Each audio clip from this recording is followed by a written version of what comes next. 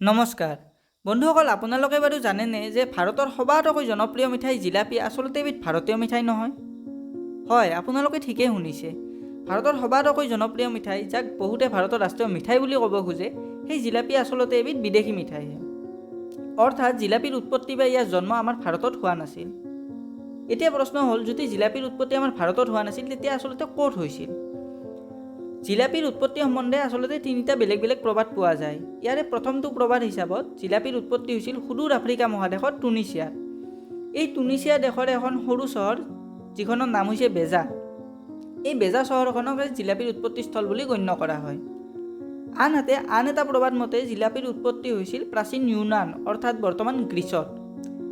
কিন্তু জিলাপিৰ উৎপত্তি সম্বন্ধে যিটো সবাতোকৈ জনপ্ৰিয় প্ৰবাদ, সেইটো হৈছে জিলাপিৰ উৎপত্তি হৈছিল পশ্চিম এছিয়াত, অৰ্থাৎ বৰ্তমানৰ তুৰ্কী আৰু চিৰিয়া যিটো অঞ্চলত আছে, সেই অঞ্চলত জিলাপিৰ উৎপত্তি হৈছিল বুলি কোৱা হয়।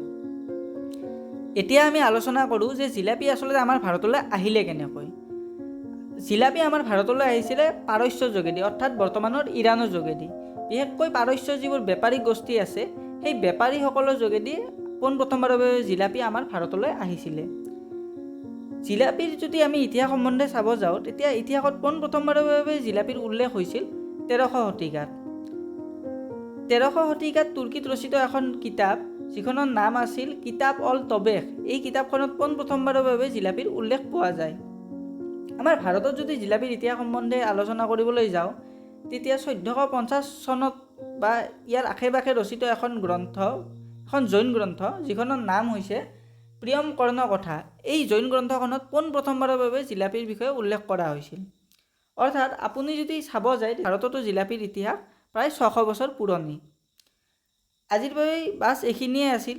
যদি আপোনালোকে এই ভিডিঅ'টো ভাল পাইছে, তেতিয়াহ'লে ভিডিঅ'টো লাইক কৰিব, ভিডিঅ'ৰ বিষয়ে কিবা লিখিব লগা আছে কমেণ্ট কৰিব, ভিডিঅ'টোক শ্বেয়াৰ নিশ্চয় কৰিব আৰু মোৰ এই চেনেলটোক ছাবস্ক্ৰাইব নিশ্চয় কৰিব। আজিৰ বাবে ইমানেই, ধন্যবাদ।